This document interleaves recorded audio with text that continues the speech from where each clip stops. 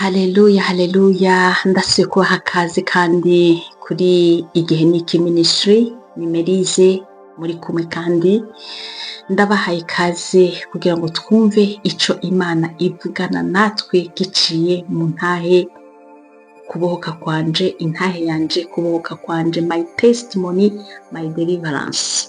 Haleluya, reka twiragize Imana kandi Data uhoraho Mana ushoboye byose, subiye kuza kandi imbere yawe ndakubwira nti izina ryawe nirishigwe hejuru. Subiye kugaruka Mwami Mana ngo usubire unkoreshe, usubire uvugire muri jewe, reka ubwoko bwawe buhembuke biciye mu kanwa kanje, biciye mu byo uri kuravugira muri jewe Mwami. Reka ubwoko bwawe buhinduke, reka ubwoko bwawe bufashwe Mana. Mwuka w'Imana ni wewe, igikorwa ni cawe cyo kwikorera. Ndagushimiye ni mu izina ryawe ryera ndabisenze mbyizeye, amen. Haleluya. Yego, igice cya kabiri ni iki tugiye gutangura, duhera aho tugereye ngaha mu gihugu ca Sweden, ingene ubuzima bw'abandanije bumeze. Maze gushika rero ngaha mu gihugu ca Sweden, novuga ngo sinabandanije bwa buzima bwo kuja muri boîte, bwa buzima bwo kuja kurara mu rubyiniro nkagaruka nkaja muri eglise. Oya, icambere coco nuko ngaha muri Europe uko nashobora kuronka ama eglise ari fixe, mvuga ntingiye gusenga, sinayabona cane ngaha iwacu muri Sweden, ntayo nabona. Ico dukora twarakunda kuja mu biterane, ama conference bategura, ugasanga muri iriya ville bateguye conference, hariya bateguye conference. Mugabo nanje namba ndiko ndariha amatrain ngenda muri zo conference, ngenda hariya subira hariya, mugabo still nkiri muri cacaha cyo gusambanya, kuko nakundana n'abahungu, mugabo ntibimbuze gukora icaha, kandi singira umutima ushinja ngo Merize uri mu caha, kandi nkaja still nguma nja muri ama conference batwigisha. Ndabibamwo. Hari ijambo ry'Imana rivuga riti ngo kudashushe kandi ntukonje, ngo urakazuyazi, umaze ko urakazuyazi ndaje ndakudawe. Urumva ko Imana ntiba inezerewe abantu bajuragira. Imana ntinezerwa yuko umuntu utambikiza, kuko iravuga ko ari Imana ifuha. Imana irafuha bene data, Imana irafuha, ntiyifuza yuko uyibangikanya n'ikintu na kimwe. Nimba ukurikira Imana, yikurikire n'umutima wawe wose. Nimba uyivuye ko uyive ko completely, mugabo ntuyibangikanye. Haleluya. Rero jewe niko nari meze, narayibangikanya, maze hagera igihe rero novuga ngo Imana iravuga iti ndaje ndakuda. Imana ye novuga ngo yarandashwe, kuko muri uko kudatinya icacu ubusambanyi, muri uko kudatinya kumva ko uri gukora icaha, niho naciye sanga nkundanye n'umuntu, maze nca sanga ntwaye inda ncamba oblige yuko nja kubana nawe, nja kubana n'uwo yanteye inda. Yari umuntu mu bisanzwe novuga ngo yari afise ubuzima bwiza. Namusanze afise inzu agurishiye, tugura iyindi. Namusanze afise imiduga irenga umwe, irenga ibiri, dufise ubuzima bwiza. Mugabo ikintu kimwe natahuye nuko Imana iharahana iyo irinzi ivuga iti ndakudashwe, ndagurekuye, ahantu ibikujanye ntugire ngo uzomererwa neza, uzomererwa nabi, kuko aba ari ishuri Imana igiye kuguhaniramwo, aba ari ahantu Imana igiye kuguhera igihano, aba ari ahantu Imana igiye kugira iti nze ndabe ingene ibyo yahora akora ikakureka kabisa, kuko aho hantu narindi ntibyari bikwiye ko nari kumererwa nabi, ntibyari bikwiriye ko nari kumva ko mfise ubuzima bumbihiye kandi twari dufise ikintu cyose, ariko ndabibona ko kwari ukuboko kw'Imana, kuko Imana yarabizi iti nubwo uroye ahantu hameze neza, ahantu hari amafaranga, mugabo ndakwima amahoro mu mutima wawe, ndakwima umunezero, ndawufunga ubanze uronke isomo. Haleluya. Inshuti zanje, nababwiye ko nakunda kuzunguruka gutya, ukuguru kwanje kwari kuri mu Mana mw'isi, mugabo harageze igihe kwa kuguru kwari mu Mana ndagukuramwo, ahubwo ndaja neza mu maboko ya Satani. Satani aranyifatira anyifatira nk'akabumbu kiba agapira mu ntoki, anzungagiza, kuko naciye ngira ikintu mwumve ngo nari mu rugo rwiza, ariko nkarugiriramo depression, nkumva sifise umunezero, nkumva sifise surtout nabuze umunezero ahwana, nabuze umunezero. Ahubwo ntangura ikintu cyo gushakisha umunezero ku gatwe kanje, ntangura gukora ibyo ntahora nkora, ntangura kunywa ibintu novuga ngo amarikeri amwe usanga afise alcohol pourcentage nyinshi, mugabo ko ntari umunywi w'inzoga, nababwiye ko nikundiraje gutamba, ariko sinari umunywi w'inzoga, mugabo ikintu naca ngenda nkagura ako likeri karisosa cane, gasosera rwose, mugabo karimo alcohol nyinshi, kugira ngo nwe duke then mbe novuga gute mbezere mu mutwe, numve ko ni droze. Ni droze, kugira ngo nubwo umugabo aza kuza asange ndi happy, ndi meze neza, ariko ari ibintu ndiko. Kumbe Satani niwe ariko aranyimbira icobo, niwe ariko aranyinjiza no mu bintu ntarinzi, ntarimenyereye. Sinzibagirwa igihe kimwe, ico gihe nari mu nzu jenyene, kandi Satani yariko arashaka kunyica, ico gihe uwo mwuka w'urupfu wari kurangendaho, ndavyibuka ko hari periode imwe umuririmbyi umwe ngo bavuga ko yapfuye, ngo apfira muri baignoire, apfira mu mazi muri baignoire, bamusanze apfira muri baignoire, sinzi ngo umuririmbyi yitwa Whitney Houston. Ndavyibuka ko ico gihe nari ndyamye ndi mu mazi, ndi muri baignoire, nifashe icupa rya va isosisha kubabwira, kandi ko mvugana n'umuntu turiko turavuga ivyo bintu byawe ni Houston, reka ndabwira, akumva ko jewe ndiko ndanwa ikintu kandi ndi mu mazi. Satani yashaka ko mboregwa, maybe nkagwa mfira mu mazi.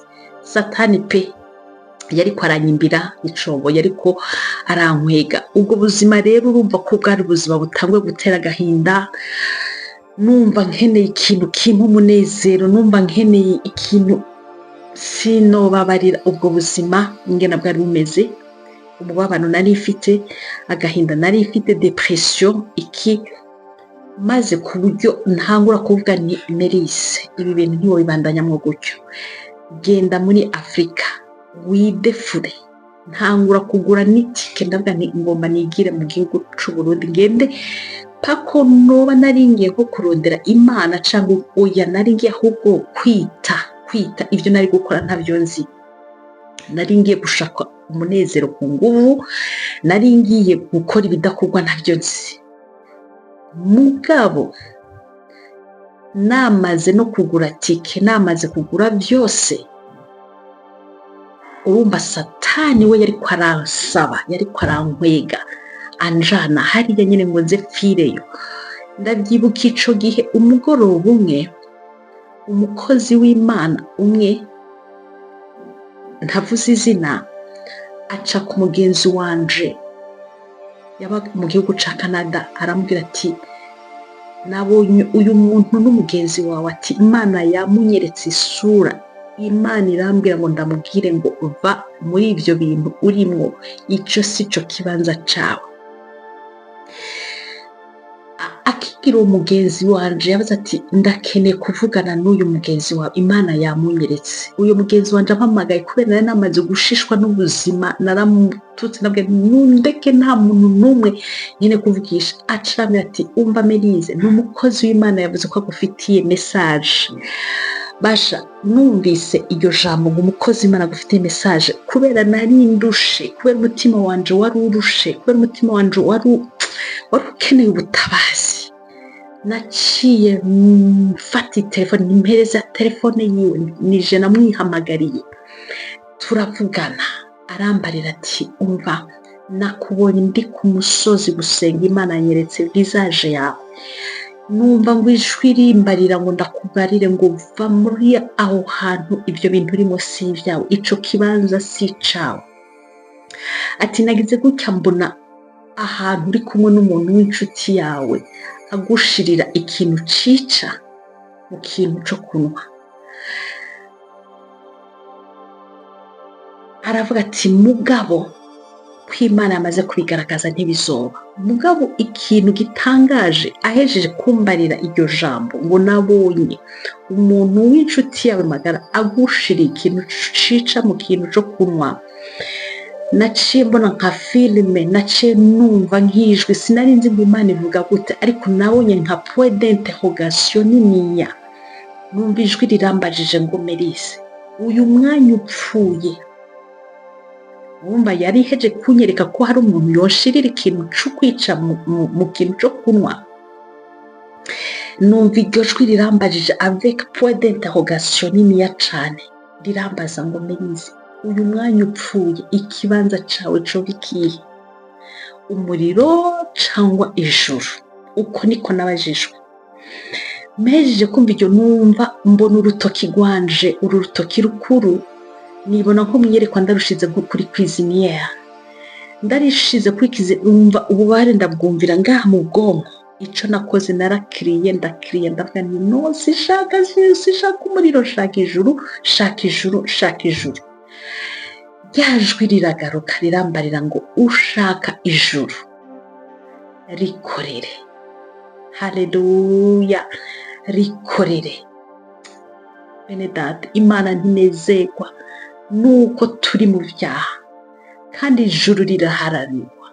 Ijuru si ugupfa kwinjira mu gutyo, kandi ijuru rirahari, ijuru rirahari. Numva ngo rikorere. Umva nshuti zanje, uwo mwanya nyene, uyo mwanya niho ibintu vyanje byose byahindukiye. Uwo mwanya niho nari mbaye Merize mushasha.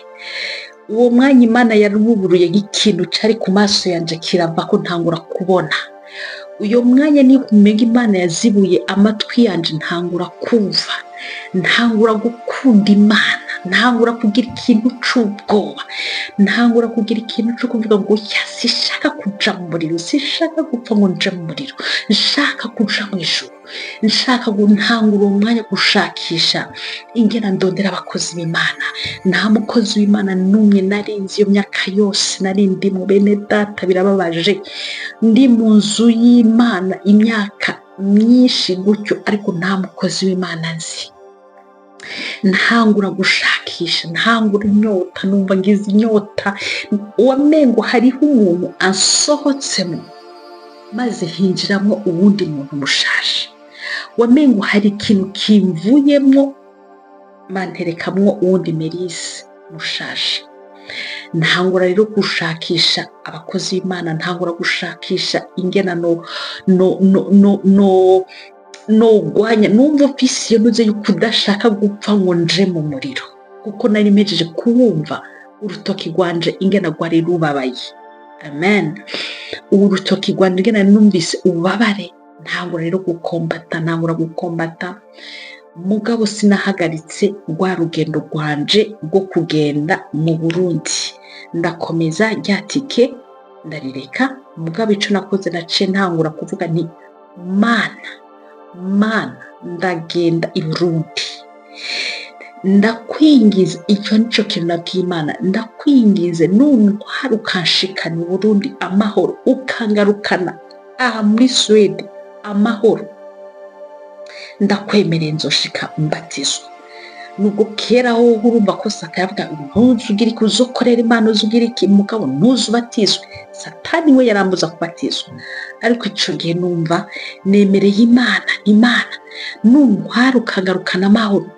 Ndavuga nti numvise bavuga ngo iyo umuntu yibitswe mu mazi akavayo bakamukurayo, bisigura ko ibyaha yari afise byose bisigaye mu mazi, abyutse ari muzima, avutse ari muzima, aravutse ubundi bushasha.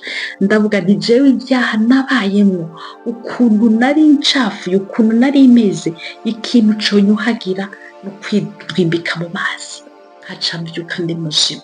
Ico nico nasezeraniye Imana, maze Imana yarakinkore bene data. Haleluya.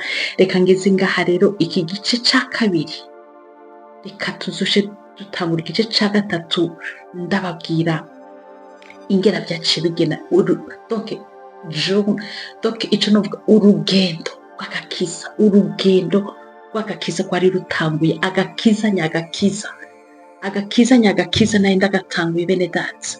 Aho niho byahereye. Reka mubikurikirane muri episode ya gatatu. Reka nshimire Imana. Mwami Imana ndagushimiye kandi ndaguhimbaje. Ndize neza Mwami Imana ko iyi ntahe hariho abantu iri kwirafasha. Ndize neza Mwami Imana ko iyi ntahe hari abantu ihindurira amateka. Reka Mwami Imana ibakoreko, reka ibahindure uko wangiriye neza nawe ubagirire neza Mwami. Uko wagiriye neza nawe ubagenderere Mwami. Mwuka Wera ndakwinginze ukore kwa buri muntu wese ariko arumviriza iyi ntahe, kugira ngo nawe umugirire neza, nawe umuhindure ivyase guhinduka bihinduke mu izina rya Yesu Kristo w'i Nazareti. Ndagushimiye mu izina ryawe ryera ndabisenze Mwami Imana. Amen.